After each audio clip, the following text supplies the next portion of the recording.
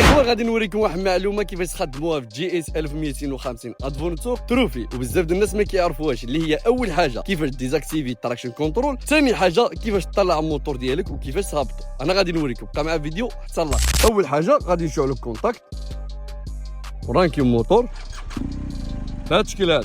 ثاني حاجه كيف ما كتشوفوا معنا هنايا كيديزاكتيفا من الناس، من هاد العلامه هادي كتكل الفوق، كتكل الفوق راه هي طلعتنا اوف وكاينه اون. هنايا كتكي اوف ديزاكتيفا، هذه اول حاجه. ثاني حاجه كيفاش نطلعوا الموتور وكيفاش نعليو الموتور. كنبقاو ساكنين لهاد العلامه الاسفل، كنختاروا واش ماكسيموم، كنبقاو ساكنين كيعطيونا مينيموم. اذا بغينا مينيموم فالموتور هنا كيبقى يهود اوتوماتيكمون للطول اللي باغي انت. كانت هذه معلومه من بزاف ديال المعلومات اللي كنقدموا على الصفحه ديالي. اذا كنتي باقي ما عملتيش شي فولو فاعمل فولو باش دائما يوصلك الجديد. تشاو.